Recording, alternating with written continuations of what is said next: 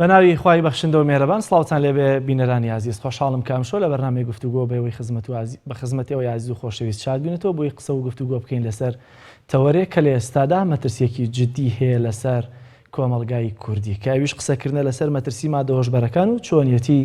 ڕوبەڕووبوونەوەیان. دیارە لە ماوەی چەند ڕۆژی ڕابردوودا ڕێکخراوێک لە هەولێر ئامارێکی ڕاگەیاند لەسەر دۆخی ناو زیندانیەکان، بەڵام ئەوەی کاتژێگەی ڕامان بوو باسی لەوە کرد لە 135 زیندانیەکانی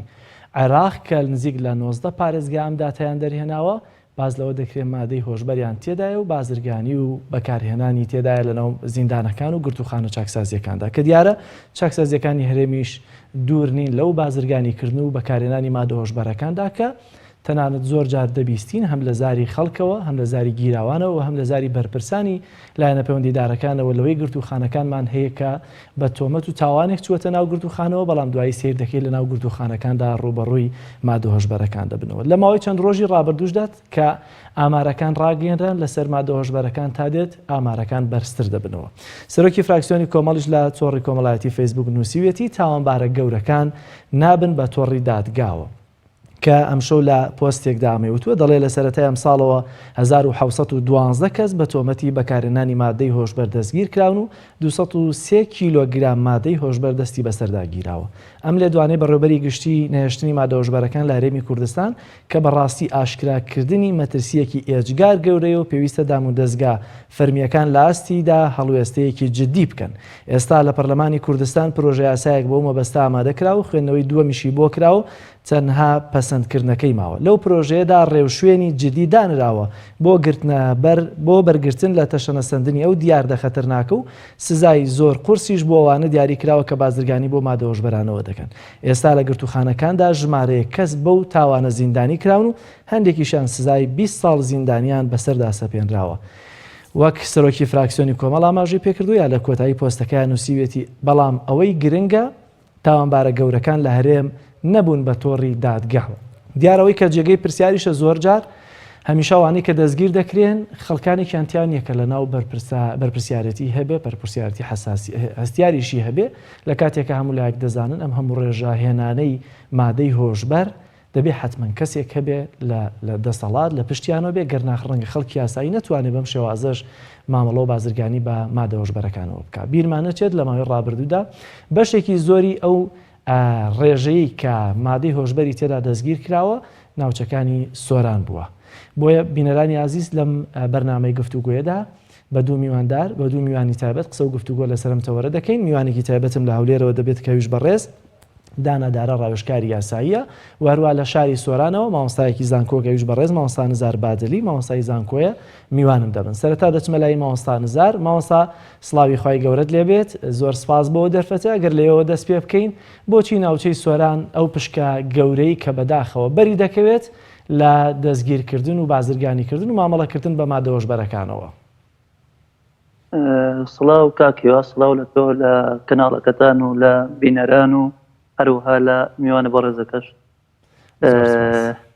بسم الله الرحمن الرحیم. بە تاکید یاری مادە هۆشبەرەکان یەکێکن لەو مادە ترسناک و کێشە و تەنگژە جیهانیانەی کە هەموو کۆمەلگاکانی دنیا و هەموو وڵاتان بەدەستیەوە ناڵێنن. بە تایبەتیش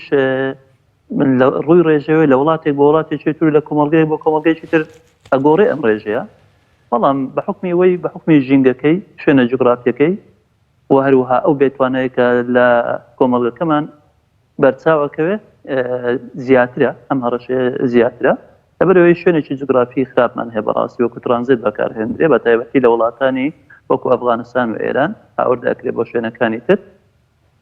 بڵێن بۆ وڵاتانی تر بە تایبەتی ئاسیای بچووک و هەروەها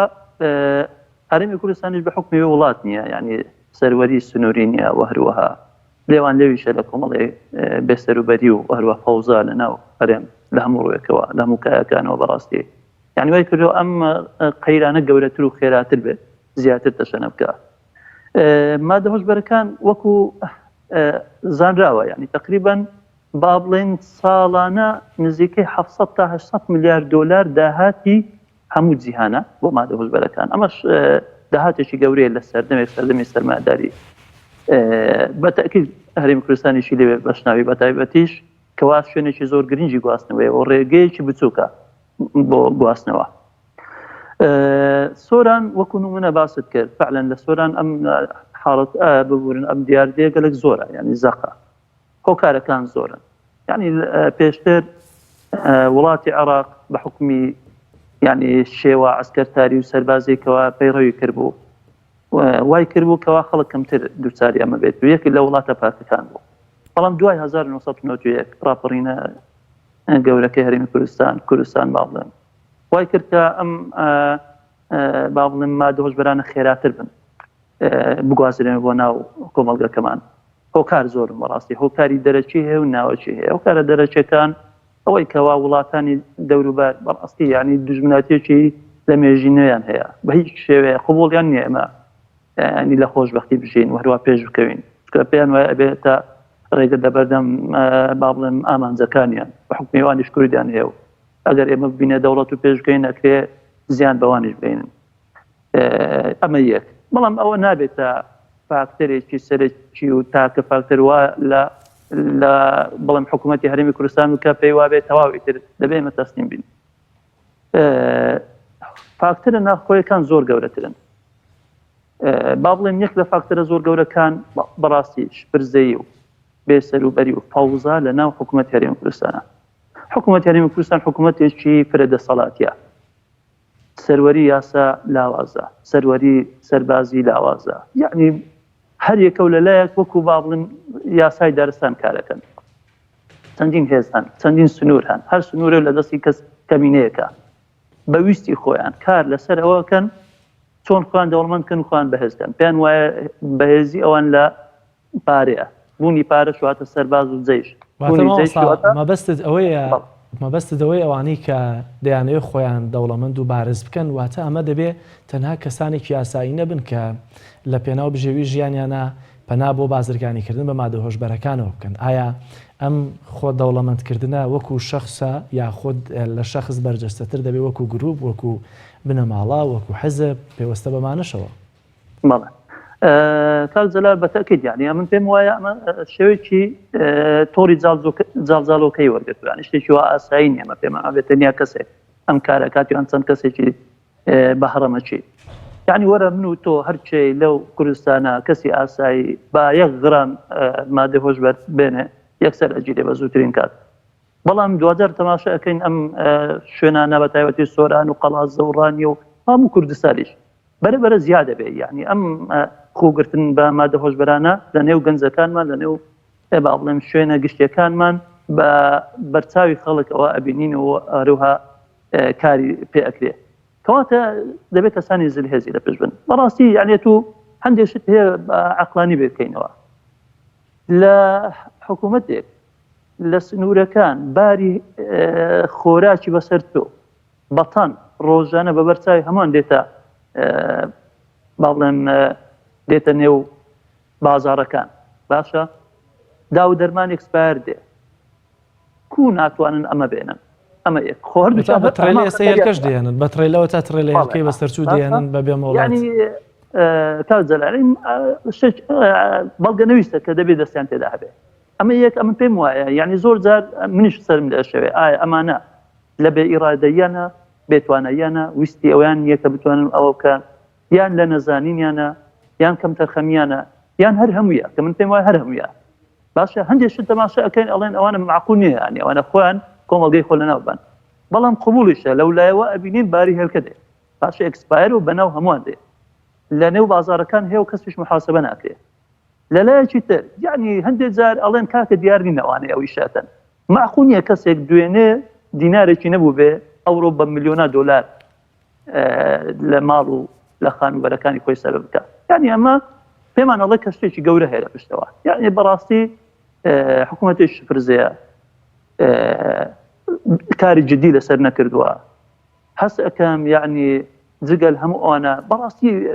نەزانن بۆ چارەسەرکردنی کێشەکان باس لەوە کرێ بۆ نمونە ئەگەر قسە لەسەر سنوورەکانی ناوخۆ بکەین سنوورەکانی هەرێمی کوردستان بکەین نسبەت بە تورکیا و بە ئێرانەوە بە تایبەتی زۆر جار دەوتێت کاکەوە خەتای بۆ نمونە ئێرانە یاخۆت سنوورەکان بەربڵاون ڕێگەی قاچاق زۆرە باشە خۆ ئێمە تەنها دوو فڕۆکەخانەی نێودەوڵەتیمان هەیە ئێستا تەنانەت باز دەکرێت لە فڕۆکەخانەکانەوە بۆ نمونە بووەتە هەرێمی کوردستان بۆتە ترانزیتێک بۆ گواستنەوەی مادە هۆشبەرەکان فەرمۆتە لە چەند ڕۆژی ڕابردوودا چەند کەسێک لەورێ دەستگیر دەکرێن کە ویستویانە بە ناوی دیاری سەری ساڵەوە مادەی هۆشبەر ڕەوانەی کەنەدا بکەن ئایا واتە حتمما دەبێ بای ئەوەندە تێپەڕی بێ بە فڕۆکەخانەکانە بۆ وڵاتانی دەرەوە چووکەگەر لە 10 حاڵەت تا 8 حاڵەت بگیری دوانیان حتمما هەردەبێت ڕەوانە کرابن چەندین جار بەڕێبەراتی نێشتنی بەرەنگاربوونەوەی مادە هۆشبەرەکان لە سلێمانی بینیومان لەناو فڕۆکەخانەکانە کە دەستیان گرتووە بەسەر مادە هۆشبەرەکانە باشە ئەگەر سنوورەکان بەربڵاوی تایە و کۆنتڕۆڵ ناکرێ ئایا چۆن توجارێک یا بازرگانێکی ئاسایی جورئەتی ئەوە کە بتوانێت بچێتە ناو فڕۆکەخانەیە و سکیۆریتی فڕۆکەخانەکانیش بەهێزە بتوانێت مادەی هۆشبەر بگوازێتەوە بە وڵاتێکی دیکە بەڵێ کاکزێرا من پێش ئەمەژەم پێکرد ینی بەڕاستی لە هەرێمی کوردستان کەسانێکی دەستڕۆیشتووان ینی لە سەروی یاسا هەن بازرگانی بە هەموو شتێکەوەکەن بەنەوەت ئەکەن بە بڵێن بە قوتی خەڵەتەکان بە چەکەوە ئەکەن بە مادەی هۆشبەری شەکەنەوە حاڵەتێکی طبیعی ینی شتێکەوە ئەو کەسانە ئەتوان هەر شتێک بکەن و هەروە شتێکی ویژدانیش نیە ئەمانە کۆنتڕۆل بکە و هەروە یاساش وەکو پێویست سەروەت نییە بۆ ئەوانە یاسا تەنیا بۆ فەقیرەکان باسەنێکەونە ژێر کاریگەری لێ پێچینەوەرە سزادان بەڵام ئەو بازرگانە گەورەکان ئەم کارەکەن ئەگەر وانە بێت چۆن خەڵکێکی زۆرەوە ئەگیرێت و ئەمن ئەڵێم ینی وەرە من و تو با بیکەین بزان ئەگیرێن یان نا لەبەرچی ئەوانە ناگیرێن یعنی لەبەرچی هەر بەربڵاوە بێتەوە جگەلەوە ئەمە ئەزانی کووە یعنی وشارێکی گشتی نییە وشاری هەم لە ڕووی لەسەر ئاستی دەسەڵات و لە ئاسە باڵاکان لاوازە وشاری کۆمەڵایەتی سیاسی واروە هەم وشاری لەسەر ئاستی نزمیش نییە ئەم وشارێش تەنیا یەک ڕوو ناگرێت ئێمە زۆر جار بە هەڵە تێگەیشتین ئەڵێن دەبێ مادە هۆشبەرەکان خەڵک وشارکەین لۆی نیکە کاکە تو ئەزانی کۆ لە هەموو ڕوویەکەوە ئەمە قسووریمان هەیە ئەی ناکرێت تۆ تەنیا یەک ڕوو یەک هەند بە هەندوار بگری ئەزانی ئەم بەکو چێ بینم زۆر جار بە با بڵێم وای دانێ وەکو گریمانەیەک دانێن پیاوێک خێزانێکی هەیە باشە عیلەیەکی هەیە بە کەیفی خۆی ئەوەی ئەوێ ئەیکا باشە شەوانە لە کافیتریا و هەروەها لە بارەکان نیوەی شەو دێتەوە باشە هەرچی ئەوێ ئەیکا بەڵام کە دێتەوە ماڵێ بە منداڵەکانی ئەڵێ نابێ ئەو کارە بکەن نابێ با بڵێم زۆر بخۆن نابێ پارە سەر بکەن کاکە تۆ هەموو سەر کردی هەمووت بردووە تێک و پێکت داوە ژیانت لەمە ساڵ کردووە یعنی ئەتەوێ ئەمە ئەو کارانە نەکەین ونیا یان وەکو ئەوەی زۆر جار کەسێک با بڵێم دار ئەبڕێ ئەڵێنێ دەبێ وشیاری ژینگەی تەوێت کاکەوە لەسەرمانە مرێ ئۆڕق بۆوە یعنی چۆن دار نابڕێ ونیا تۆ ئامادەنی بەرمیلە نەوتێکی بدێت چۆن چاوەڕێ ئەوەی لەکەی کەوا ژینگەت بۆ پارێزەیە ئەوانە هەمووی دەبێ حکوومەت لە سەرەتاوە خۆی وشارکە واروە هەموو ئەوانەی کەوا زل هێزن و دەست ڕۆیشتون و بە کەیفی خۆیان گەمە بە عقلێتی خەڵکەکەن و بازرگانی بە هەموو شتێکەوەکەن ئەبێ ئەمانە بکەونە ژێر کاریگەری یاسا و لێ پێرستنەوە لەگەڵ بکرێ ئەو خەڵک خۆی ملکەت بێ باوەڕکەن ینی لەسەر دەمی کۆندا ئەجێرنەوە ینی لەناو سۆران تەنیا یەک ئینزیبات هەبووە دارێکی بەدەستەوە بۆ هیچ کەسێک نەیتوانیا پێشێلی کەمترین یاساکانی مرور بکە کەچی ئێستا نزیکەی سەدان مرور لەناو بازار و هەمووی پێشێلەکە باشە لەبەرچی لەبەری دەپێچنێکی جدی نیە باشە ینی یاسا سەروەر نیە کەسانیش دەستڕۆیشت و بەویستی خۆیان یانی هەر بیانە زۆر باشە ماوەستا تا چەندە باوەڕت وایە لەوەی کە ئێستا بازرگانیکردن ئامانجە بە مادەی هۆشبەرەوە کەواتە ئایا توشبوونی گەنجانی هەرێمیش دەبێتە بەشێک لە ئامانجی ئەوانەی کە بازرگانی بە مادەی هۆشبەرەوە دەکەن یاخود هەرێم بووەتە ترانزیت بۆ گواستنەوەی مادە هۆشبەرەکان ئایا هەرێمیش خۆی بووەتە شوێنی ساختکردنەوەی مادە هۆشبەرەکان کاک زەلازانی چۆنە یعنی ئێستا لە سۆران تقریبا نزیکەی 50 کافتریان نێرگەلە چێش هەیە باشە هەموویان یان بڵێن زۆرینەیان ئافرەتی ئێرانیان هێناوە باشە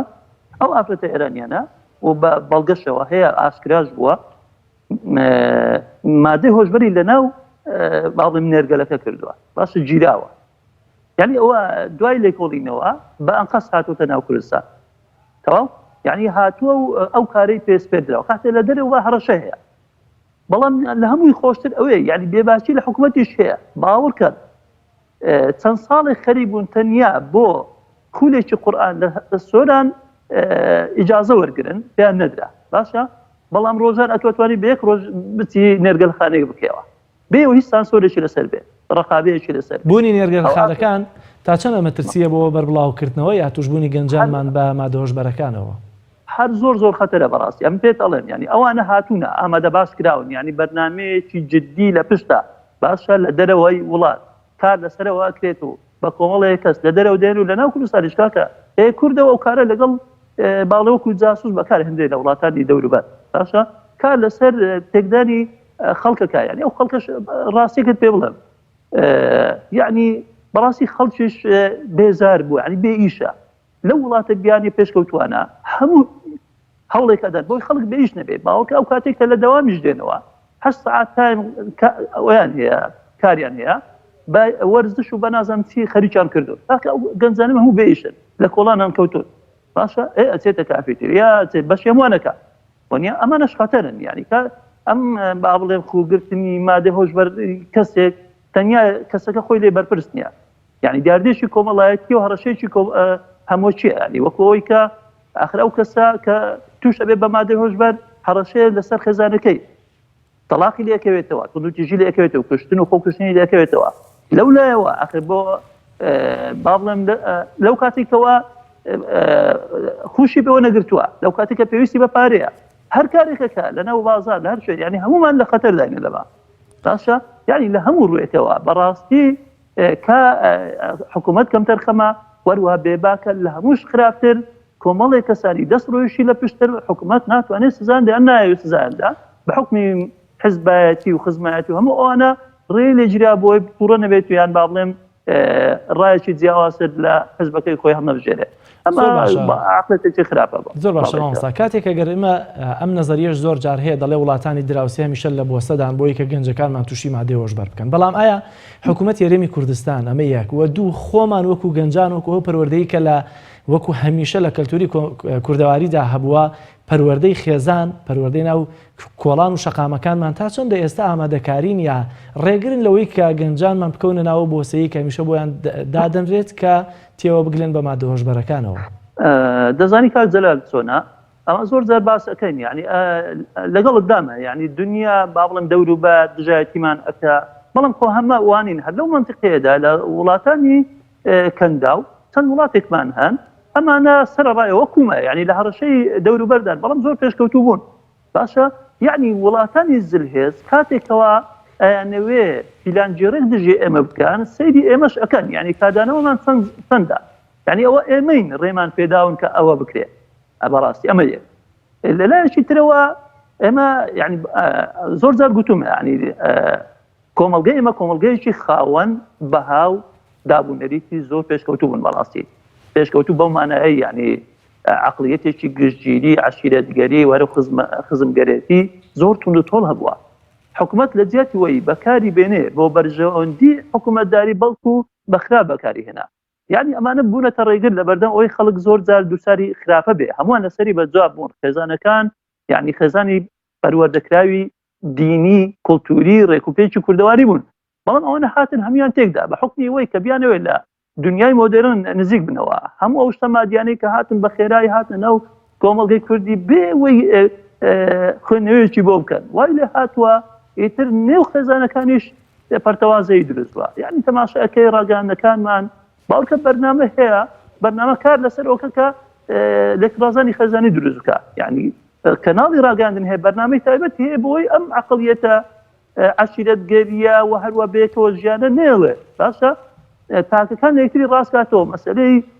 زۆر مەسەلە هەیە وەکو مەسەلەی فیمینیزم و مەسەلەی مافەکانی ئافرەت و هەموو ئەوانی واکرد وەکو شتێکی زۆر دەوەزمە پیشانی خەڵکەدات و بۆی ئەو خەڵکە یعنی دوور بێتەوە لە هەموو با و هەروە بەها جوانەکانی کۆمەڵگەکەمان یعنی ئەمانە خێزان ڕۆڵی ئەبێ بەڵام بەڕاستی بەتەنیا هیچی پێ ناکرێت یعنی دەبێ بەڕای من حکوومەت بە دەرەجێ بە شێوەیەکی ڕەگوڕیشەی کار لەسەر ئەوە بکە ئەوەی بە ناوی با بڵێم گەندەڵیە لە هەم ڕوویەکەوت دەبێ پێشی پێ بگرێت لە ڕاگەاندن کار لەسەر بکە لە ڕووی ماڵێم ئابوووریەوە کاری لەسەر بکە خەڵک بە ئیشی دەستکەوێ بەڕاستی ئیش کەمە خەڵک بێ ئیشە خەڵک بێزارە یعنی زۆر جار بە خەڵکم گوتێن برادەر هەبووە جغەرە چێشە باشڵم کاتە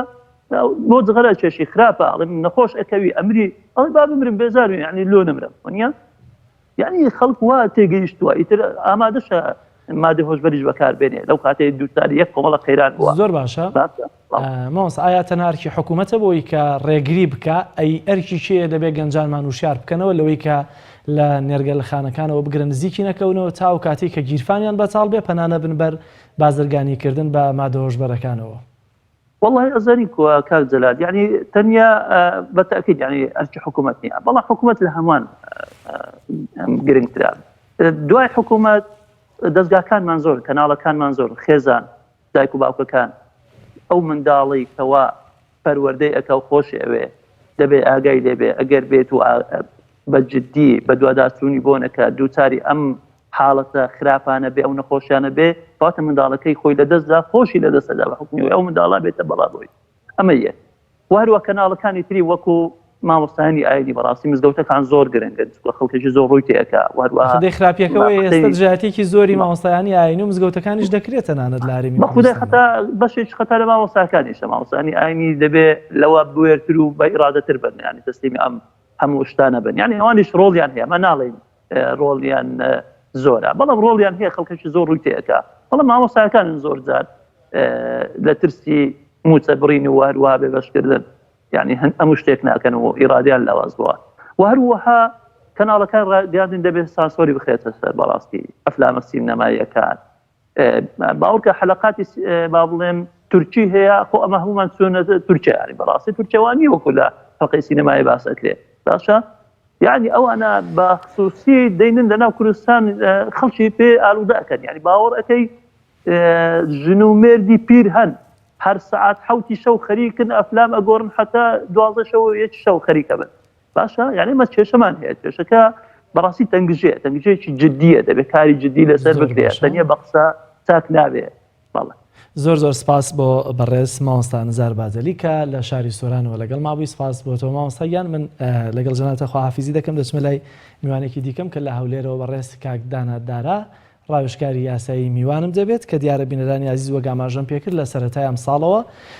زیاتر لە 600 کیلۆ مادەی هۆشبەر لە هەرێمی کوردستان دەستی 600 کەس بە تۆمەتی بەکارهێنانی مادەی هۆشبەر لە هەرێمی کوردستان دەستگیر کراون و زیاتر لە 200 کیلۆ مادەی هۆشبەریش دەستی بەسەردا گیراوە دیارە ڕۆژانە یا هەفتانە گوێبیستی هەندێک لە هەواڵ دەبین کە جیاواز لەوانەیە کە لەسەر سنوورەکان دێنە ناو هەرێمی کوردستانەوە دەستگیر دەکرێن کە بەشێکیان بە تایبەتی ڕەنگە لە ڕۆژهەڵاتی کوردستانەوە بێن بەڵام دەبیستین لە ناو فڕۆکەخانەکانیشدا دەست بەسەر مادەی هۆشبەردا دەگیرێت واتە ئێستا مەترسیەکە زیاتر لەوەیە کە هەرێمی کوردستانیش بووەتە ناوچەیەکی ترانزیتی بۆ گواستنەوەی مادە هۆشبەرەکان بۆ وڵاتانی ئەوروپا وەکو لەندەن یا بەریتانیا وەکو کەنەدا و تەنانەت بۆ ئەمریکا و کەنەدا و ئەم وڵاتانەش مادەی هۆشبەر دەگوازرێتەوە کە لە ئێستادا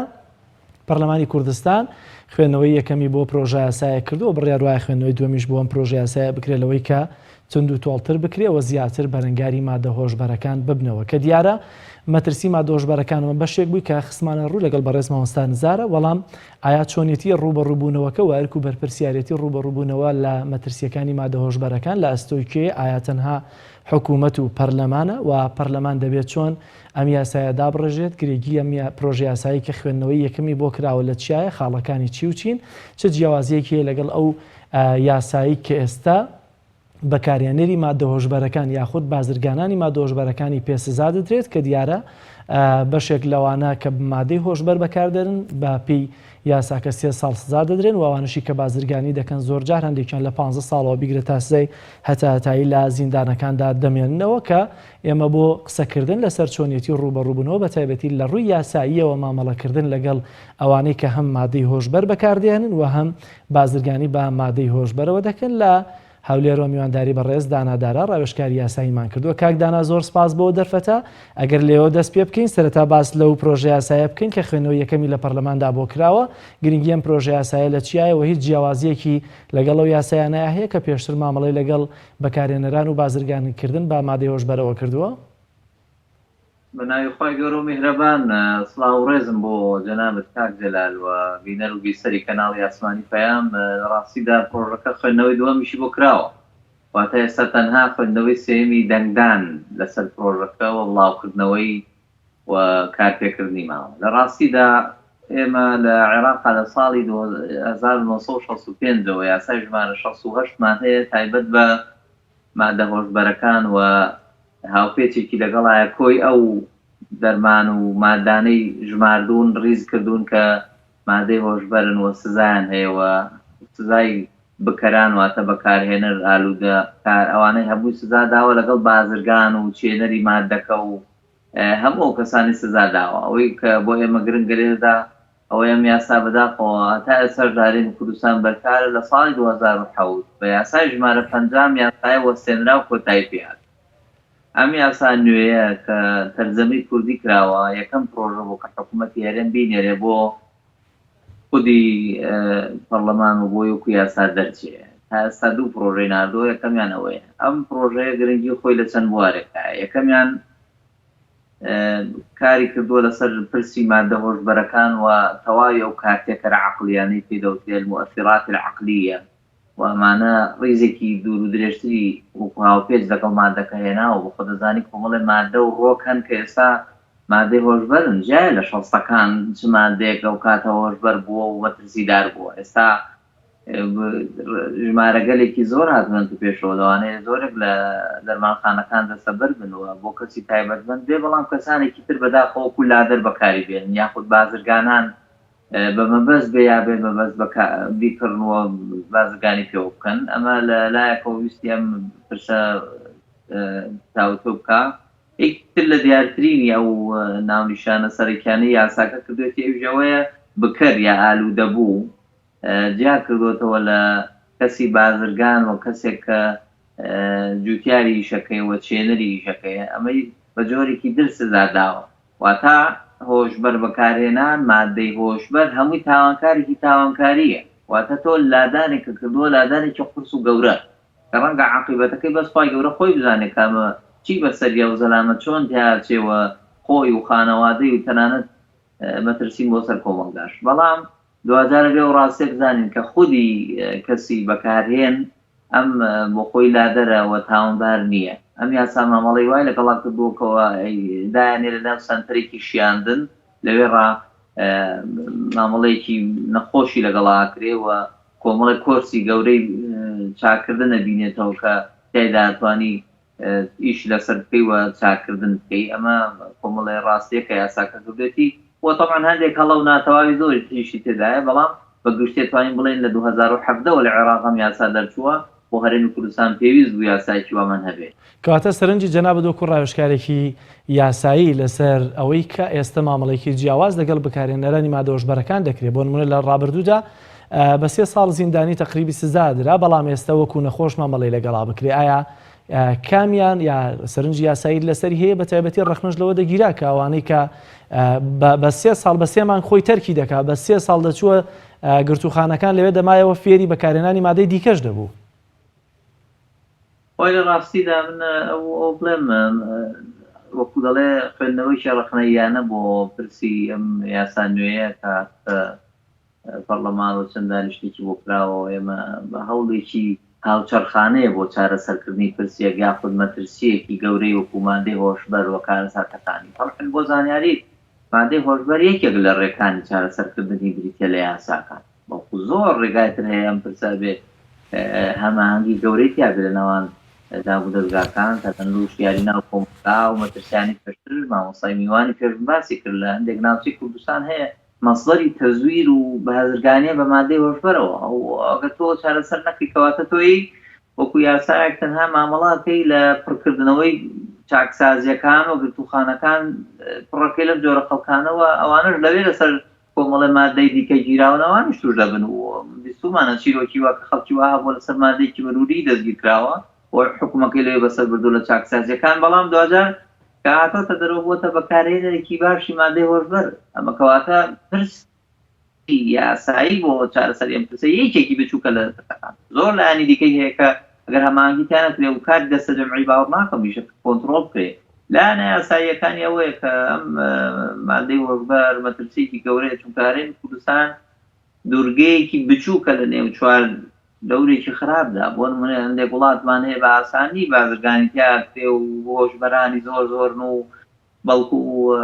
هەندێک جار لە دەست دەرچووە دیاردەی بەکارهێنانی هۆشبەر ئەوەی بۆ ئێمە گرنگە هەرێمی کوردستان لەم زۆرجار خاوەنی کەمەوە زۆرجار بەرژەوەندی ئەحزاب و مەسئولین و چی زۆر بەتایبەت لەسەر مەرجە سنووریەکان کاری خۆیەکە ئەوەیە کام یاسا مامەڵێکی توندی کردووە تا ڕادەی لە سێدارەدان و تا لە ڕادەی سزنی هەتایی ئەگەر چی یاساکە لە سێدارەدانی تەبەنی نەکردو بەڵام بەڕاستی ڕاموایە کامە لە سێدارەدان دەبکرێ بۆ کەسانی بازرگانی ڕاستەقینەی ئەم پرسە ئەو کەسە ناکە توش بووە و ئەو کەسە ناکە بە جۆرێک لە جۆرەکان هەڵی کردو و جاری یەکەمێتی ئەوە جایە و سزا بدرێت بەڵام ئەوی کە بازرگانی سەرەکیە و ڕەنگە باندێکی مافیایی لە نێوان چەندین وڵاتە ئەتوانێت بازرگانی کامە مەترسی ئەگەر بگیرێ بەڕاستی حەق نییە وەکو سزایەکی بچووکی هەبێ لایەنێکی دیکەیەوەیە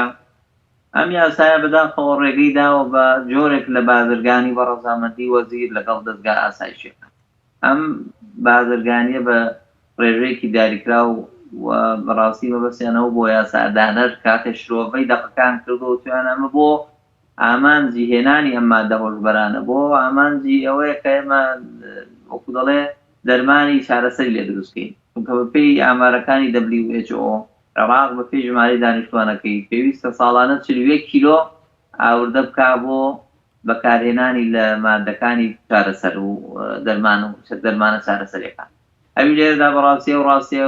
بڵێنەژەوەیە ئەوان ئەو جارێ و ماددە پێی ناوترێ هۆشبەر بەڕاست ئەو پێی دەوترێ ئازارشکێن و ئەو مادەیە نابێ هیچ دەستگایەک مۆڵەتی پێبامەڵکەوە بۆ خودی خۆی ئەگەر ئێمە خاوەنی کارگەی بەرهەمهێنانی دەرمانین ئەو کەسانی تایبەت هەیە و بەنیهێنی ژەبێ بکرێ و ئەبێ دوور بێ لە ئیستیغلالن چونکە تۆ تەماشای بکە ئێمە ناتوانین کۆنتڕۆڵی هێلکە بکەین لە کوردستانە دەتوانین پرسیی وا مەترسیدا چۆن کۆنتڕۆڵ بکەین بەڕاستی ئەگەر مۆڵەتی یاساییشی پێ بدرێت بەتاوان بەدڵنیایی یعنی تۆ بەگەری زۆر هەیە کەمە استقلال بکرێ و بازرگانێک نەخێن دەفتەرێک دوانسیان ملیۆنێ دۆلار چیە بۆ ئەو چییە چونکە ئەو بازرگانە و قازان دەکەواری کوردستان و خۆتان فەرمووتان وەکو مەمەڕێکی بازرگانی ترانزێت بەکار بێنرێ ئەمانە هەمووی یاساکە مەترسیدارە مەترسیەکی تر یاخود هەڵەیەکی تر لە ناو تەشریعەکە ویەوەیە خودی ئەو کەسانی کە بەکارهێنەرن ئالوودەبوون بە مادە دا من ناو بەکارهێن چونکە مەرجنی ئالوودەبوو بێ ئەوانەیە جاری یەکەمێتی توش بووە تۆ بە کاگەڕێتەوە تووشی لادانێک بۆ بەهۆی کەسێکەوە ئەوەی لێرەدا گرنگە ئەوەیە کە تۆ بڵێ چەندێک ئەمێنێتەوە لەم ئەوی پێ دەوترێ مەسەحەکان سنتەرەکانی شیاندنی ناوناوە سنتەری چارەسەر چەندێک دەمێنێتەوە لەوانێت کەسێک بە ساڵێک چارەسەر بێ لەوانێت کەسێک بە مانگێک چارەسەر بێ کەواتە تۆ بێ و ماوەیە دیاری بکەیت کە پێویستە و کەسە بمێنێتەوە و لێدا چارەسەر وەربگرێ و بەڕاستی پێویستە تیمی تری بۆ زیاد بکرێ باسی مامۆسای ئاینیش کراوە بەڵام پێویستە مامۆسای ئاینی چارەسەرکار لەم پرسا چونکە مەرجنیە هەموو کەسێک چارەسەری باشی هەبێ تر لەوانە چارەسەرکارە لە بواری دکتۆری دەرونی یاخود دکتۆری چارەسەری ورد ناو چارەسەری ورد چونکە ئەم پرسانە زۆر پێویستی بە چارەسەری پوڵ هەیە و شارەزایکی باسی ئەو پرسایە و هەمووی بەگشتی دەتوانین بڵێ ناتەوەەکان زۆر باشە کاکدانا کەواتە ئەم یاسایە ئایا وەک پێشتر مامۆستا بەڕێزش لە شاری سۆران و ئاماژەی پێکرد مەترسیەکە تەنها لە کەسێکی یاسایی یا بازرگانێکی یاساییش نییە زۆر جار سیر دەکەی ئەمانە خەڵکانێکی دەستڕۆیشتویان لە پشتەوەی ئایا یاساکە یا پەرلەمانی کوردستانەرکی ئەوەندە یاساکە دەربچوێنێت و تەواو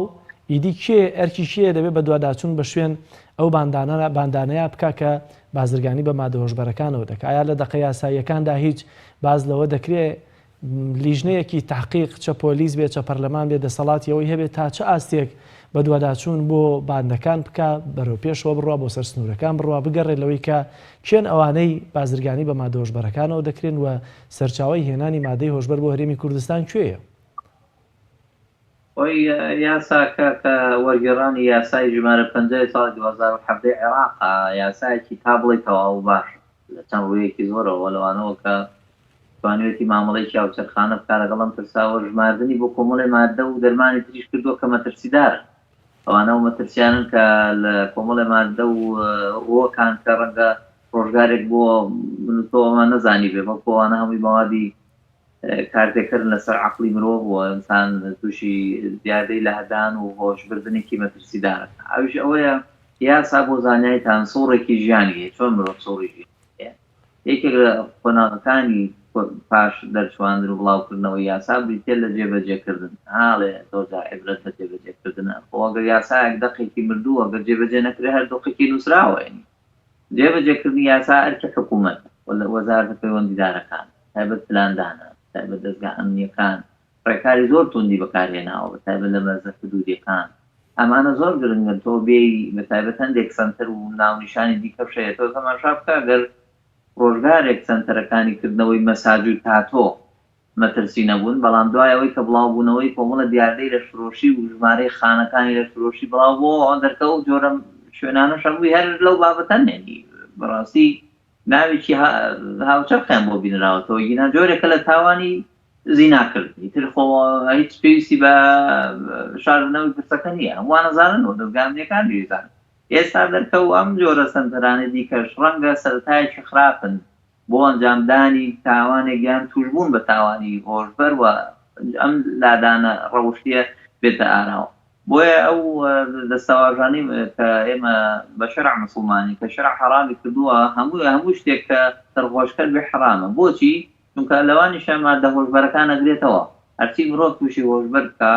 هۆش و عەقڵ و مەترسی بکە لەسەر ئەم نێعمەتە گەورەی کە عەقڵێتی ئەوە حرامە هێڵێکی سوورە و تەجاوزکردنی تۆ ئێتیکابی حرامی کردو دویترا ناوی هەرچیەک بێت لەوانە بۆ نمونان دێک فتاوە هەیە ئەڵێ ڕاجایی لەسەرە بەڵام زۆربەی ڕای لەسەر جگەرە کێشان هەروەها نێرگە لە کێشان هەروەها زۆرێک لەو مادانی تر بەکارهێنانی هەروەها تەنانەت خودی دەرمان لە دەرمانخانەکان بەبێ ڕەچێتە و شارەزایی دکتۆری پسپۆر بەڕاستی بەکارهێنانی مەترسیە ئەوانە هەمویان کۆمەڵ ڕێکار نەگە تند مامەڵەی لەگەڵ نەکات هەبێت دەستگا ئەمنیەکان نێن لەسەر ئەم پرسە زۆر تند بوەستن ئەوە مەترسیەکی گەورە پێکەڵە بێ ئەوکۆی مامۆستای پێشوو ئاماژەی پێکرد ئەوەی پێدەوتێ بێکاری و بێ پەیام و ڕیسالەیی کە لەناو خەڵکە ئێستا بڵاو بۆتەوە مادەی هۆشبەریشی بۆ ئیزافە ببێ وەڵای تر ئەنجامێکی بۆ دروستە بێت چەند ساڵێکی تر ئیتر کەس ناناسێتەوە بەڕاستی زۆر باشە کاک دانا کەواتە ئەو یاسا تازەی کە ئێستا دووخوێنەوەی بۆ کراوە هیچ باسێک لە نێرگە لە خانەکان و مەشروبخانەکان و جگەرە فرۆشتن و بەتایبەتی ئێستا و نێرگەلەی کە لە بازاڕایەوە وەکو مامۆستا بەڕێزەش باسی کرد هەر بە بەرنامە بۆ داڕێژرا و مادەی هۆشبەر تێکەڵ بە نێرگەلەکان دەکرێت نەخێر باسی نێرگەلە نەکراوە بەڵکو ئەم دەستگانی کە مۆڵەتە دەن بەم جۆرە نازانم جۆرێک ناویشی چی لێ نەبرێت ناوی گازینۆە ناویشی ڕێکوپێکیان لێناوە بەڵام ناوەکەی زۆر جیاوازە لە ناوە ڕۆکەکەی چونکە ئەمە بەڕاستی کارەساتێکی گەورەیە هەر مانەوە لەم کازینۆوانە هەر دروستکردنی دیزاینی بیناکان لە هەرێمی کوردستانە بەداخەو خاتی دووەم و سێمی زیاتر ئەڵێ ڕێک بۆ ئەو شوێنانە دروست کراوە ئەم مۆڵەت پێدانانە هەمووی دەرگایەکی خراپی کردوتەوە چونکە دایکی هەموو خراپەکان ئەم مادە هۆشبەرانەی کە بەکارهێنا مەشروباتی ئەوی ناویان ناوە ڕۆحی ئەمە جۆرە مەشروبات وچێک کە بە شێوەیەکی دیاری کراوە بە کەسێکی تر بیفرۆشێ زۆر وە مەسیحی بیفرۆشە چونکە لە ئاینی مەسیحی دەستکاری کراوەکە نەک مەسیحی ڕاستەقینەکە حەڵاڵ کراوە بۆی هەیە هەڵگرانی ئەماینە بیخۆن بۆ بیکڕن و بەکاریبێن ئێستا موسڵمان زیاتر ئەمە بەکارێنێ من ڕێپێوانێکی خەڵکی عەنکاوم لە ساڵانی پێشوو بینی هاوارە نەکران و بەسکە موسڵمان هەمووی ئەو شارۆچکەی ناخۆش کردو و هەراسانی کردوین ئەمە مەترسیەکی گەورەیە کەواتە تۆ بێ و لایەنە پەیوەندیداران ڕاستیە بزان و ئەمە ڕاستیە کە زەنگێکی مەترسیدارە ئێستا کتابینەکەن چەند ساڵێکی ترە بێ کارەساتێ دروستە بێ ئەو سەری دەر نابێ و ئەڵێ وەالعاقبەت لا يحمد عقباها مەترسیەکە لێرەیە یەکەمیانەوەیە کە ئەگەر نێن بە تەواوی جگەرە و ڕیکلام بۆ جگەرە کە ڕیکلام بۆ جگەرەکردن قەدەغەیە بەڵام لە هەندێک شوێن ڕیکلامی بۆ کرێ و هەموو جۆرەکانی لە کوردستان بە هەرزانی دەسەکەوێ و منداڵی ژێ فرۆشێ هەروەها ئەو جۆرە مەشروباتانی کە ئەفرۆشن لە تەرمۆزا لەسەر چیاکانی هەندێک ناوچەی کوردستان ئەفرۆشرێ منداڵی خوار 18 ساڵی فرۆشێ یەکتر لەوانە و نێرگەلەخانە و گازینۆوانە یەکتر لەوانە ئەم جۆرە مەترسیانە بۆ قۆناغەکانی بە تایبەت ئەوەی پێی دەوترێ سەرەتای بەهەلق بوون لە مەدرسەکان و دەست پێ نەکەین نابێت لە مزگەوتەوە دەست پێ بکەین بەتەنها ئەو ڕاستێکی گەورەیە چونکە بەشی زۆری ئەوانەی دێنە جومعە و جەماعەت ئەمە بەکار نایەن دکتۆر عەیشە یعتیەڵەیە کە چوومە خوتبەی جومعە بەشێکی زۆری وتاری جومعەکان شمولی ئێمەی ناکرد ئەمە ڕاستێکی گەورەیە مامۆستایان زۆر باشە مەناعەیەکی ئەخلاقی گەورە بەکاربێنن بەڵام مەترسیە باوەڕیان وا بێت کە ئەم مەترسیە لە ناو مزگەوتە ئەم مەترسیە لە دەرەوەی مزگەوتە و خێزانەکان تووشی بووە و هەندێک سنفی تەمەن یاخۆ توێژی کۆمەلگاوەکو و گەنجەکان و مێرد بناڵ ئەوانە تووشی بوون. ئەمە مەترسێکی گەورەی بێڵێن لەو ڕۆژانەی پێشوو لە قەناتی تەلەڤیزیۆنێکەوە بینیم کە پژنۆپیاوێک بەیەکەوە مادەیان کێشاوە بە ئامانجیەوەی دابەزاندنی کێش تۆ سەری و کارەساتە کە تۆ انحرافێکی گەورە گەیشتوۆتە ڕادەی دایک و باوک بەهۆی لە جۆرێک لە خۆپاراستن و چارەسەرەوە تووشی ڕووداوێکی وا بن و دوایی سجن بکرێن و سزا بدرێن بەو شێوە. مەترسێکی ترەوەیە ئەم یاسایە مامەڵەی نەکردووە لەگەڵ حکوم دراوانی مادەی هۆشبەر جا بازرگان بنیا بەکارهێنن چارەسەری بۆ نەکردوون بەڵکو لەمە و دوام یاسایان گرێت ئەوانەی پێشوو تەواو سزای کەمە زۆرە هەر چۆنێکن لە هەر کوێنەوە ڕۆیشت ئەوەی کایە لەمە دوای گرێتەوە باوەڕمان یاسا و نقصانی گەورەیەکی پێویستە بە دەقێک بە مادەیەکی سەربەخۆ ڕاستە قانونی جینایی ئەسەری ڕێزوعی نییە و مادەی 19 لە دەستوری عێراق هاتووە بەڵام ئەتوانی بە دەقێک ئەم پرسە بڵێیت کە ئەم کەسانی کە توش بوون و تووشی حاڵی وا بوون و حکوم دراون جارێکی دیکە بەڕاستی مامەڵێکی جیاوازیان لەگەڵا بکرێ ئەگەر مەشمولیش نەکردن بە حکومەکانی ئەم یاسایە بەڵام بەڕاستی حەقەبەت پێداچون. زۆر باشە. کاک دانا ئایا بۆچی دەبێ ئەم یاسایە جیاوازی نەکا لە نێوان مادەیەکە لە دەرمانخانەکانە دەفرۆشرێت بۆ ئازارشکێن دەفرۆشرێت بەڵام لەو لاوە مادەیەکی مەشروب یا لە مەشروبخانەکانداوە مەشروبەی کە دەفرۆشێت هیچ جیاوازیەکی ڕەنگە و تۆی بۆ بەکارهێنەر نەبێت لەوەی کە ئازارەکەی بشکێنە یاخود سەرخۆشی کە و بێهۆشی کە و کە دەبینین ڕووداوەکانیش زۆر جار بەهۆی سەرخۆشی کەسەکەەوە چەندین ڕوودا و تا ئێستا ڕووی داوەتاوان ئەنجام درراوە. بۆچی ئەم یاسایە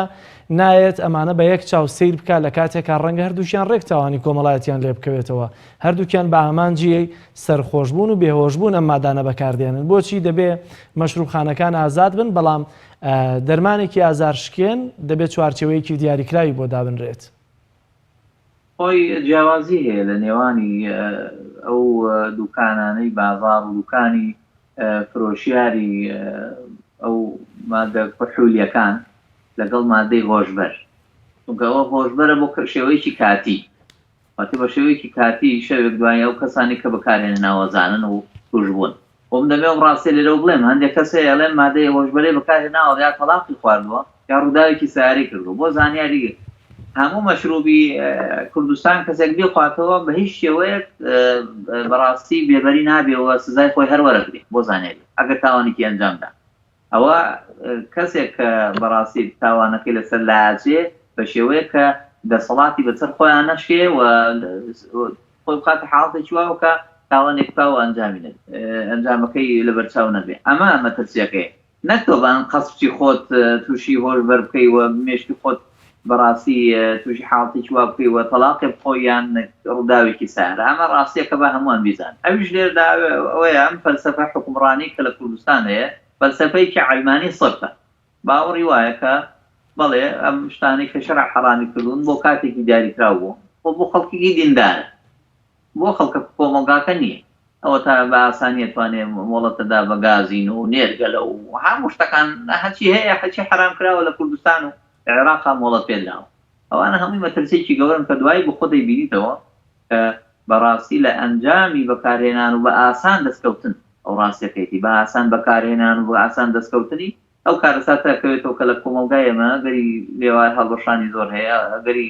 کێشە خێزانەکان زۆر هەیە گەری تاوان و تاوانکاری زۆرە تۆ لایەکەرەوە بە چاکسازەکانە بزانە چ کارەساتێکە ناوبەناو پێویستە پەرلەمان حکومێک قرار یاخود بڵێن یاسایەک دەرکا بۆ لێبوردنی گشتی ڕەنگە تۆ پێ سیر بێ بەڵام خۆی خودی بەڕێوەبەرانی چاکسازەکان هەموو هاواریان ناڵێن بەرناکەوێت شوێنەکە شوێنمان نییە ئەمە کارەسات نییە کە ئێمە بەشێکی زۆری کۆمەلگای ئێمە ئەوەی پێی دەوتێت لە هەمشا بژین لە پەراوێزی کۆمەلگا بژین لە شوێنێکا بن ئازادیەکان بەندکرابن ئەمە دیوێکی زۆرمان لە گازینەوەکان بەشێکی زۆرمان ئەوانە لەگە سەری کێشە خێزانەکان کە باوەکە دادۆرێک ئامارێکی وتووە کارەساتێکی گەورەیەکە ئێستا باسێکە لەو داوانێکە ئێستا هەم کە حەسم نەبوون واتە کۆتایی پێنان ئەمانە کەواتە ئەنجامی چین ئەنجامیان شتێک کە بە ئاسانی بڵاو بوون. کاتە کاک دانا باسی چاکسازیەکانت کرد بە پێو ئامارێکە چەند ڕۆژی ڕابردوویەکێک لە ڕێکخراوەکان لاولێر باز دەکا لە ئەنجامی ئەو توێژینەوەی کە کردویانە نزیک بە 19-20 پارێزگای عێراق گەڕاون لە 35 چاکسازیەکانی عێراق ئێستش مامەڵە و بازرگانی و بەکارهێنانی مادەی هۆشبەریان تێدا ئەنجام دەدرێت. ئایا ئەمە چۆنی ڕوودەدا؟ ئایا ئەمە چۆن دەبێت ڕوبەڕووی ببێتەوە کاتێکە ڕەنگە یەکێک بە تاوانێکی هاتوچۆ یا تاوانی کە کردێتی لە ڕووداوێکی هاتوچۆە کەوتبێتە زیندانەوە بەڵام بە سەرخۆشی بە توشبوو بە مادەی هۆشبەرەوە دێتە دەرەوە، یاکێ چقۆیەکی لە کەسێکی ترداوێ بەڵام دەچێتە ناو زیندانەکانەوە تووشی مادەی هۆشبەر دەبێتە بەکارهێنەری. ئایا ئەمە چیمان پێ دەڵێەوە تا چەندە مەترسیە لەسەر باقی زیندانیەکانی دیکەش ئەگەرچی بە غێری مادەی هۆشبەر چوو بنە ناو گرتوخانەکانەوە؟ لە ڕاستیدا بێ ئەمە بڵین ئەم زانیاریانەی جەناب فەرمووکەواتەمانەی ئێمە چاکسازی نییە، واتە گەزەلامی ساخ بچێتەوە شوێنانی کە پێی دەوترێت چاکسازیەکان لە هەرێمی کوردستانەوە سەر بە وەزارەتی کاروبارە بەڕاستی لەوێدا فێری جۆرەها تاوانی دیکە بێت هاتە دەرەوە تاوانبارێکی شارەزا دەرەچێت، نەک کەسێکی چاکساز، یعنی چاک نەبووە بەڵکو بۆ بە تاوانبارێکی ڕاستەقینە. ئەمە چاکسازیەکانی ئێمە کەواتە خاڵیە لە هەموو فەلسەفەیەکی چاکبوون و باشبوون و چاککردن. ئەو چیرۆکانەوەمان پێڵێ ئەوەی کە بەڕاستی بۆ ئێمە مەترسیە وژی ئیدارەی سزنەکانە بێ زۆرتر وریابن. گوێم لە بەڕێوەبەری گرتوخانەیەک یاخود چاکسازیەک بوو لێرە بوو، ماوەیە کە من دەست بەکار بووم هەندێک مادەی هۆشبەرە هاتە ناو چاکسازیەکانەوە، هەموو پشکنینێکمان تون دەکرد کە چێرە هات. دوای تەماشامان کرد بەڕێوەی کاتەوە ئێستا ناکرێت من لەسەر شاشەی تەلەڤیزیۆنەوە بێڵێ خۆشکێکە هێنێ بۆ براکەی. ئەمە مەترسێکی گەورەی بۆیە هەموو جۆرە خواردێکمان قەدەغە کرد، هەموو جۆرە بەکارهێنان و هاتچووە ئەوانێکمان قەدەغە کرد ماوەیەکی زۆر ئەم جاتوانین. کەواتە لێردا زۆر ئێمە بەڕاستی لاکردنەوەیکی ودمانەوێ، تەنها دەرچواندنی یاساکە گرنگ نییە، لایەن ئەمریکان پێویستە ورتر مامەڵە بکەن. گوێم لە هەندێک بەرنامە بوو بەڕێوەبەری یەکێک لە تیمەکانی گرتوخانەکان یاخود ئاسایش بۆ پرسی، چونکە مۆزوعی هۆشبەر مەلەفێکە لە لای پۆلیس نییە بۆ زانیاریتان، مەلەفێکە لە لای ئاسایشە و ئەوان سەرچاوەکانیان زۆرترە واتوان بە ئاسانی مامەڵە بکەن و بە ئاسانی بیدۆزنەوە. ئەو باسی هەندێک نموزەجی وەیە منیشاندا وەکو ئێمە وەکو بینەر تەماشامانە کرد کاتە بینیمان بەرگە پشتی لەگەڵیا مادەی هۆشبەر هاتووە بە ڕۆکە بە سەرهەرێمی کوردستانە هاتوو کوردستان کراوەتە ترانزیت. زۆرێک لەو ئامارانە کە ئینسان تووشی شۆکە کا بەڕاستی، بۆیە ئەو دەستگانە پێویستیان یەکەم بە ڕاهێنانی زیاتر هەیە، یعنی واتە تۆ فقط بە هەڵگری بڕوانامەیەک بی بۆ چارەسەریان پرسە نابێت، پێویست بە ڕاهێنانی زۆر ورتر هەیە، چونکە ئەم کەسانی کە بکەری ئەم تاوانن زۆر تەفەنونەکەن، واتە شارەزاییان زۆرە، هونەری زۆرتر بەکارێنن بۆ گواستنەوە و بازگانی پێوەکردن، چونکەوان ئامانجیان قازاندە ئەم قەدەغە کراوە چۆن قازانجی لەسەر بکەن بەو ڕێگە هونەری تیاکەن. یەکتر لەوانە بەڕاستیژە و هەڵمەتێکی وشیاری زۆر قوڵە لە هەموو ناوەندەکانی خوێندن، لە هەموو دوکان و بازار و بەڕاستی هەموو ئەوەیەک بگرێتەوە خێزانەکانی کۆمەلگای ئەمە بگرێتەوە کە مادەی هۆشبەر مامەڵە هەم حرامە هەم بەکارهێنانی هەم کەوتە سەر ئەو ڕێگە. حاڵەتی ئەخیر کەسێک توش بوو وەکو نەخۆش تەماشا بکرێت، وەکو لادانێکی کاتی پێویستە چارەسەر بکرێت. گینا ئێمە ئیشمان واتە ئێمە ئامانجمان بریتێ لە ناوبردنی نەخۆشی نەک نەخۆشەکان لە ناوبەری. ئەمە ئامانجێکی گەورەیە دەتوانیمان وا بکەین بە یاسا و بەدام و دەستگاکان ئەوە سەرکەوتوو بینەگینا بەڕاستی ئێمە دەچینە ڕێزی ئەو وڵاتانی کە بەداخەوت و شاتون بەکارسات. زۆر بە کورتی کاکدانا بە چاکسازیکردن لە یاسایە بە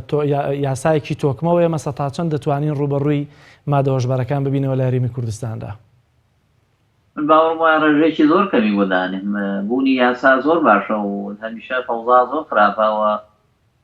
بێیاسایی و بێسەروبەندی زۆر خراپە لایەنە پەیوەندیدارەکان هەمیشە یاسا دوای مامەڵە کا لەگەڵ کەسی توش بوو، کەسی لادەر، کەسی بەکارهێنان، کەواتە ئێمە لە بەردەم واقعێکی تاوانکاریان ئەمجا یاسا مامەڵەیەکان، بەڵام ئێمە ئامانجمانەوە کۆمەلگاکەمان خاوێن بێ، کۆمەلگای ئێمە پارێزراوە بێ، گرنگەوە نیە هەموون تۆ سەلامەت بین، گرنگەوەی تەواوی خێزان و کۆمەلگا و ناوەندەکانی خوێندن و دوکان و بازار ئێمە سەلامەت بێ. هەموو ئەم ڕاستیانە ئەوەیە کە ئێمە دوجار بە تەواوی ئەتوانین بەرەنگاریان پرسە بینەوە بۆ میکانیزمانەی ئاماژەم پێدا، ڕۆڵی مامۆستایانی بەڕێز و ناوەند و ڕێکخراوەکانی تایبەت بۆ پرسە، هەروەها ناوەندەکانی خوێندن بە تایبەت، هەروەها ئیشکردن لە سەرفی ئەیکی عمری دیاریکراو بە تایبەت تەمەنی گەنجان کە ئەسنە و شوێنانە، پاشان لایەنی پەیوەندیدارەکان بە تەواوی مانە هەموو گازینە و نێرگەلەخانە و چیوچەکان هەموو قەدەغە بکەن وەگەر حکومە دەیەوێن بەرەنگارێن بێتەوە بەڕاستی وڵەت ئێمانە هەم وەرگێتەوە کۆتایی دێنێ بەمانە. ئەمجا ئێمە دوجار ئەخیریشان ئەو کەسانی کە حکم بوون بە یاسا کۆنەکە حەقی وایە مامەڵێکی جیاوازیان لەگەڵ بکرێ و ئێمە بین چارەسەری ئەم پرسانە ئەم کەسە توش بوانە بکەین نەکو سزان بین. زۆر سپاس بۆ بەڕێز دانادارە ڕاوێژکاری یاسایی کە لە هەولێرەوە لەگەڵمانە بووی. سپاس بۆ زانیاری و قسەکانت.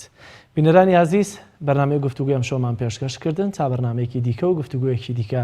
بەخوای گەورە و میهرەبانتان ئەسپێرم. ماڵتان ئەوە.